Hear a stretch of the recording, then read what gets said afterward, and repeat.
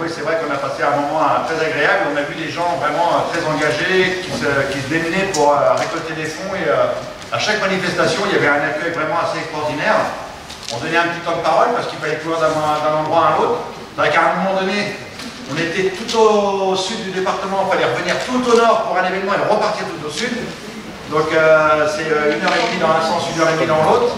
Tout ça pour faire un événement, pour être... c'était votre événement. Oui, c'est la faute de Chantal. Voilà, c'est la faute de Chantal. Donc, et à chaque fois, vraiment, c'était un moment très très agréable. Après, dans ma commune, à Angoulin, on avait fait aussi un gros événement un week-end avant. Donc on avait bien assuré. On avait bien fait du coup de faire un week-end avant. Ouais, c'est ça, ouais. Sinon, je n'aurais pas pu être là. Mais... Et donc voilà, c'était vraiment un moment de bonheur et de partage surtout. Et donc, comme je le disais à chaque fois qu'on passait dans les villages, le Téléthon pour moi c'était utile, dans le sens où quand j'ai eu mon accident en 1994, j'ai regardé la télévision, quand je me réveille après 2 mois de coma, je décide de vivre pour mes 2 garçons et pour moi. En me disant c'est la FM Téléthon qui a financé la recherche parce qu'ils voulaient faire conduire un jeune myopathe. Parce qu'à la fois le Téléthon c'est à la fois la recherche médicale, mais c'est aussi la recherche sur le bien-être, le confort, que ce soit pour l'enfant ou la famille, les parents. Et donc ils avaient financé cette recherche. Ils avaient financé cette recherche pour que ce jeune myopathe puisse conduire un véhicule sans toucher le volant ni les pédales, avec un joystick, comme un fauteuil roulant électrique. Et ce qui fait que 2 ans après mon accident, quand je suis sorti du milieu hospitalier, 2 ans après, j'ai passé mon permis de conduire à Carpap en Bretagne, et 1 an après j'avais ma voiture. Et tout ça grâce au Téléthon. Des années pour le Téléthon que j'ai pu moi aussi profiter de cette expérience et conduire avec un véhicule autonome. Et c'est comme ça que je suis venu ce soir, tout seul, sans personne. Donc merci à vous.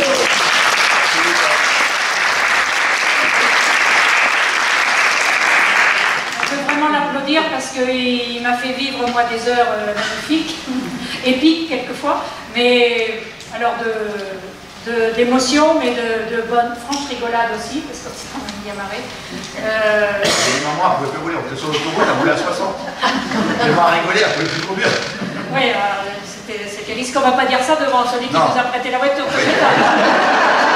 prochain, il va avoir des réserves. Mais bon, on s'en est sorti. Et puis, je remercie aussi Romain, l'homme au chapeau, là derrière, le petit jeune qui nous a accompagnés.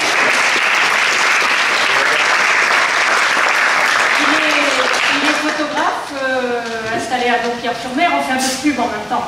Et je crois qu'il veut intégrer la coordination, d'ailleurs l'équipe, et il a proposé de me suivre, de nous suivre pendant les 30 heures dans la voiture et de faire des photos. C'est comme ça que je vais vous montrer un petit reportage photo. Des collègues qui s'occupent de une dizaine de casiens. Et on essaye d'année en année d'adhérer le maximum de personnes. C'est pas évident, pourquoi? Parce que le Téléthon malheureusement tombe toujours ce premier week-end du décembre. Mais là on est en train de faire changer la donne, c'est-à-dire faire comprendre à nos collègues que le Téléthon ce n'est pas qu'une seule date. On peut le faire du 1er janvier au 31 décembre. Une grosse manifestation pour le Téléthon et après en fin d'année on dit on fait un don et basta. Donc là vous voyez cette année on a récolté 11 500 €. Nous on est très contents, on a des secteurs qui bougent beaucoup, le secteur de Rémy notamment, il a réussi à, maintenant tous les ans il cartonne, pourquoi? Parce qu'il arrive justement à faire adhérer même sur des petites choses, et donc du coup on gratte par-ci par-là de 20, 30 €, et à un moment donné, moi je dis aux casernes qui sont un petit peu réticentes, si vous n'avez vraiment pas le temps, faites un don, c'est tout, on n'en parle plus. On est 65 casernes dans le département. À l'heure actuelle, en 2023, on a eu que 23 participations. Et on a bataillé. La première année que j'ai repris un petit peu les rênes de l'équipe, on était à peine 15. Mais il faut batailler, il faut donner du temps, des coups de téléphone, des rendez-vous.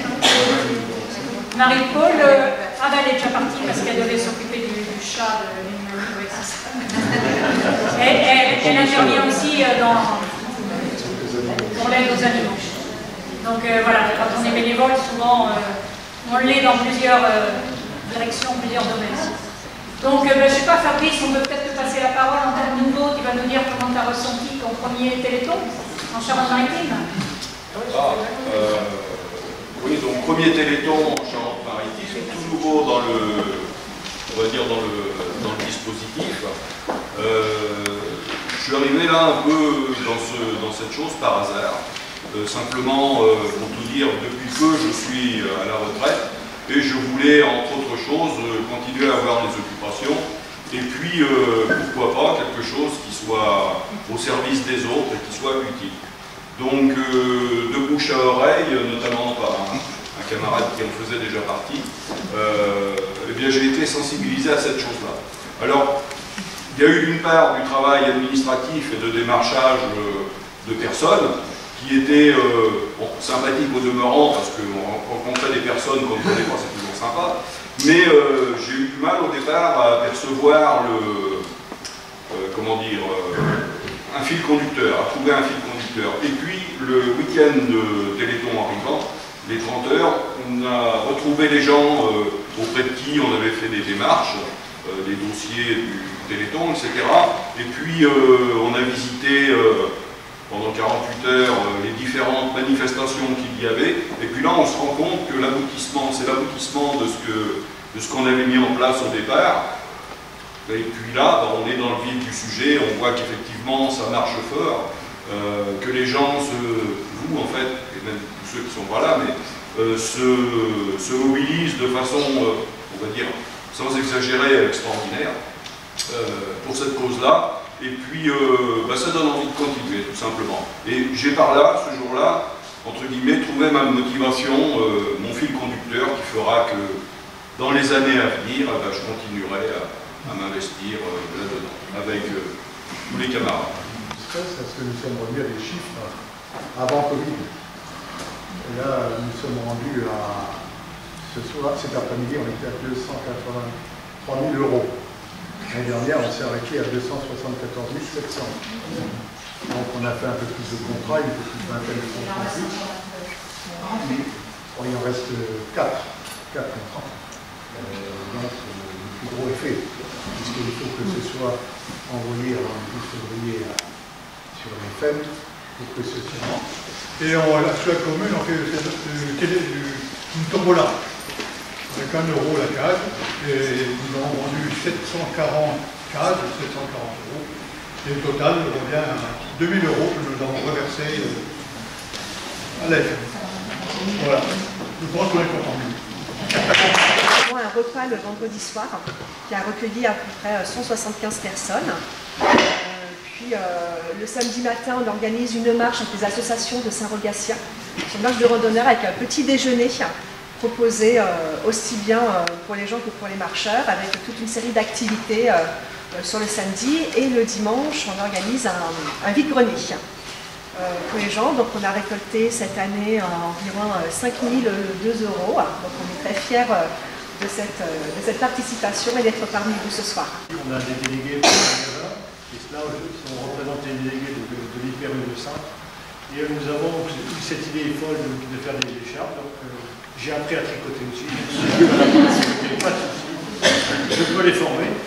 Par contre, cette année, on a une association qui fait une brocante tous les mois sur l'Hyper-U de Saint et qui va nous apporter son aide et qui nous donnera 1 € par les mètres linéaires. Donc on devrait pouvoir, tout le long de l'année, pouvoir récupérer les fonds pour le Téléthon, parce que c'est important.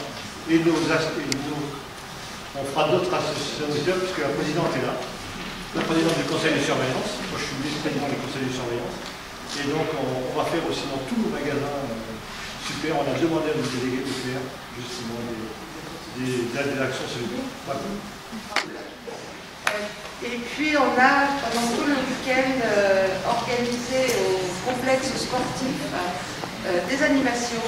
On a vendu les jacinthes qu'on avait pris avec l'AFM. On a récolté en tout, alors il y a eu WeRun qui a fait quelque chose d'extraordinaire, le club de La Rochelle. Malgré le temps, pendant 24 heures, ils ont couru sous la pluie. Voilà. En tout, on a récolté plus de 7 000 € pour un premier Téléthon.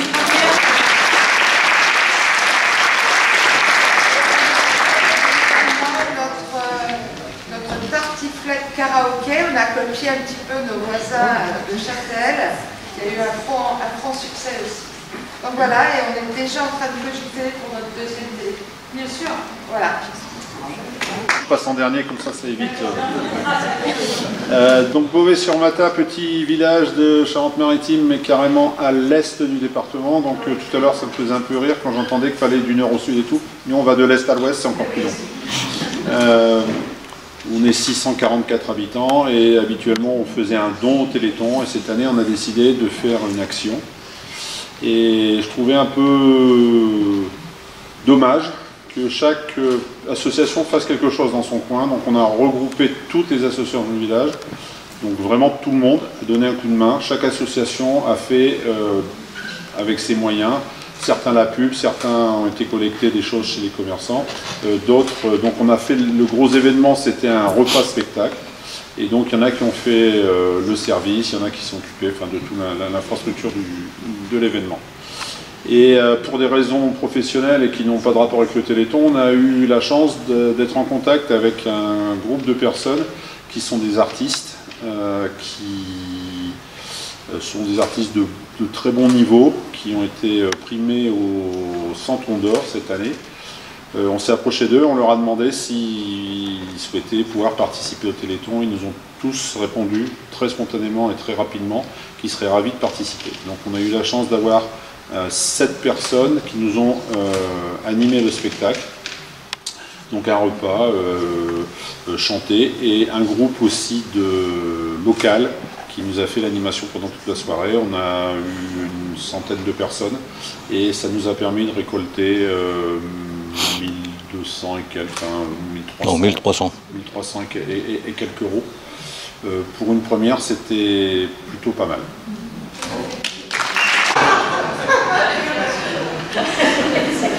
On va en faire une. Pour le Téléthon qui vive. Ouais. Super. Regardez-moi.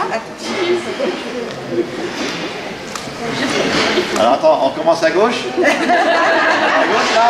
Hop.